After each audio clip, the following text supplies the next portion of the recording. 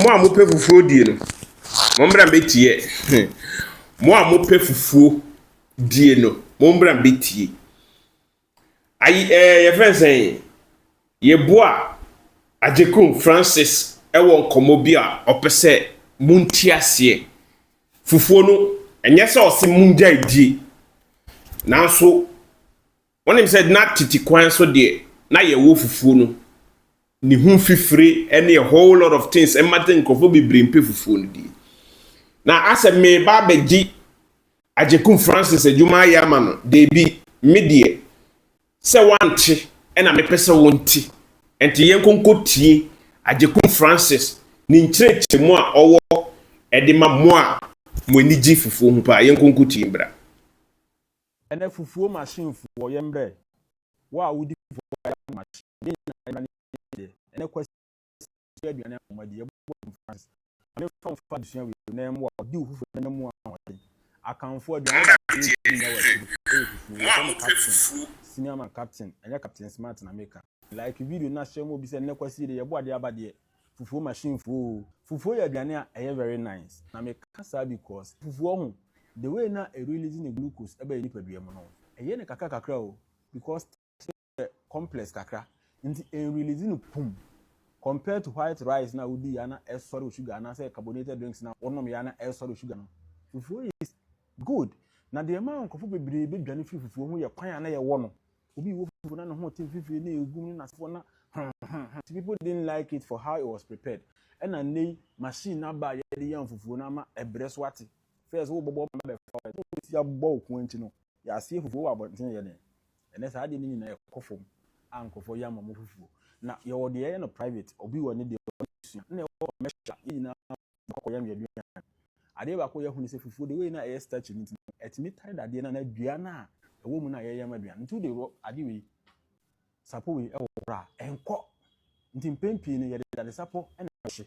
na etimi afi na eho na me pese yesu ade wo onya like video na mpacho like why na mentro na that is sapo we ho silver shine we on the way no mo se no se me so me se me twe ba ko a nti se na ho odi nsua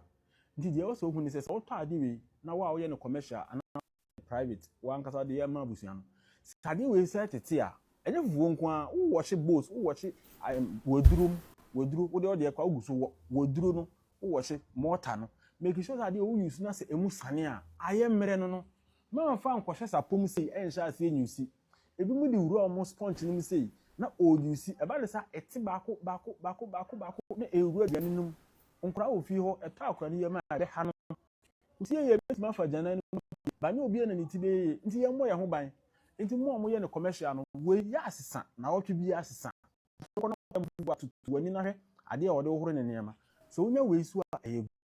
ba so onya we na because of the foam wo inside ade na wo ho ade na wo so no ya yi baako ni enti boa na the way na corners na tie ultim de ewuro ba bi ya yi fi na wo ho ni nyina na aboa ya wo sapo ni bi so ya si ni ti se dua na ahoma no ukọ omo moto nduro wo old market ni traditional market na ebi ho aitita ahoma bi ya si sponge bi mu be ya duro a rituals omo ni dware unya no bi na wo sha se de wo horo wo duro wo sha se de wo horo fufuo machine a ebe boa na ye mo ye ho ban firi ho fufuo nya aduane a enya aduane pa na mom portion control ni tere hara hachibu aduane no dodo a wo fa ko yam ene hia ma wo nkwan ne nye solid wanya wo nam kakra to menye bebre na wadi waduane man twa fufuo ayo wa ma endi enye emwa especially enyumre emboa na yin na ye mo ye ho ban na wabo ho ban awie se na akwakoda no maka che se me ne royal foam fuo akomra se firi na ekọ inti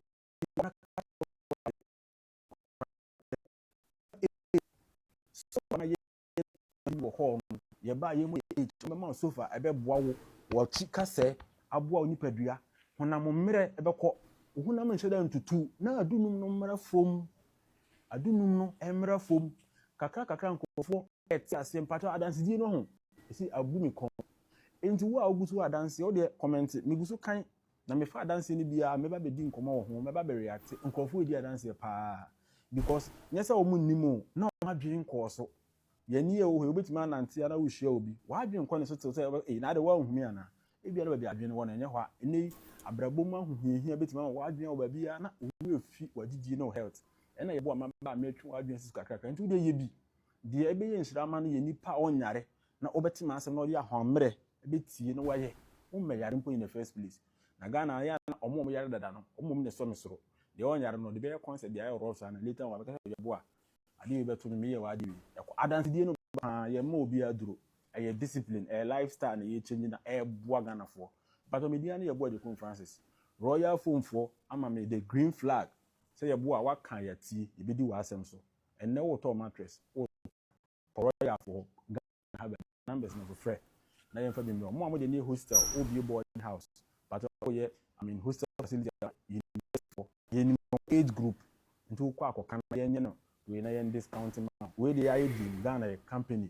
tino ma de Yeboah tuma mo say Yeboah ye be ye wa pay amount but na me won sure no mo oba Ghana am ye licensed biomedical scientist na me ye self-taught trichologist nti wa opese bro uti to salon ni ema aba shop ni ema akra na Kumasi me na me hwe na won sa actor bi na me won sure no mo God bless you. Share video no mesrel share video no na afufro so ehu edwuma pa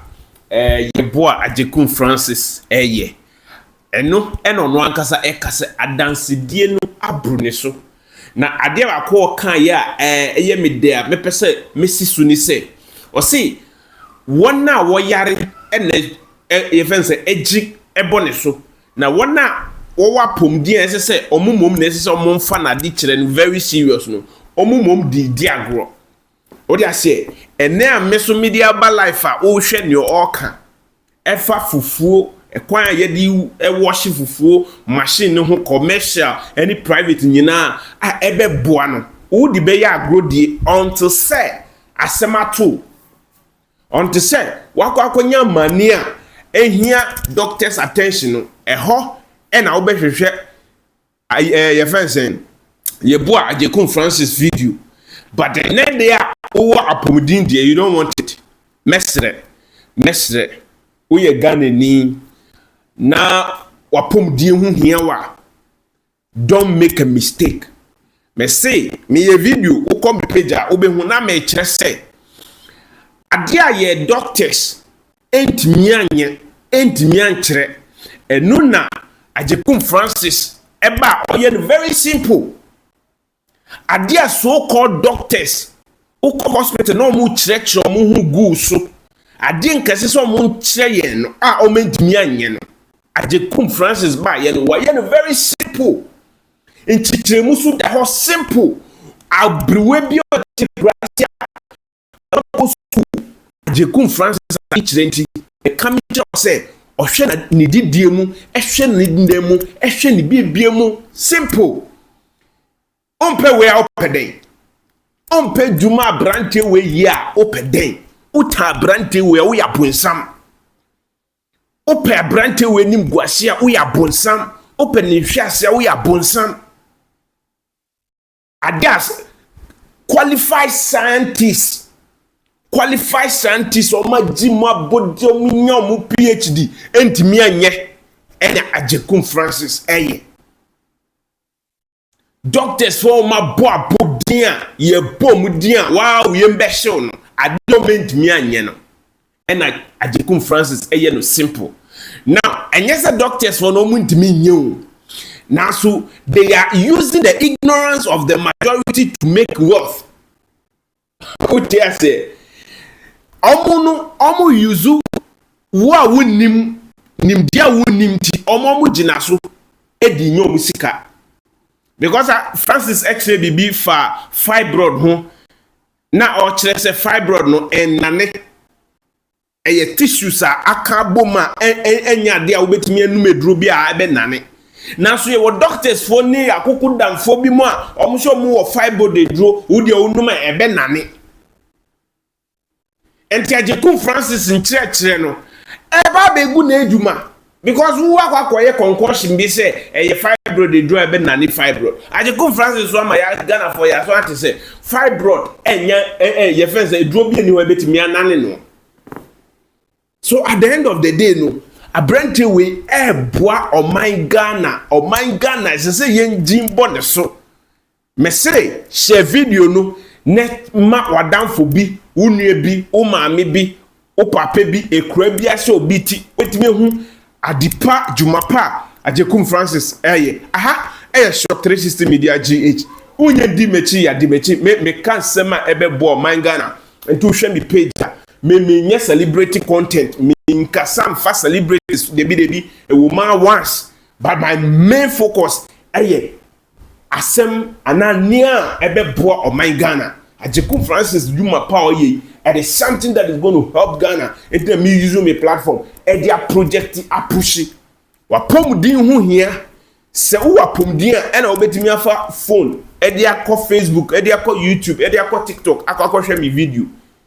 what you say se wo apomdin that is where you can do all these things e tell me say like video no share video no na ma se obi abetimi hu aha short 360 media GH e di na dodo na from Chris aka with all due respect this nonsense must stop ma crap that's ane mesaba wakwen. Hey, send me. Yeah, granny.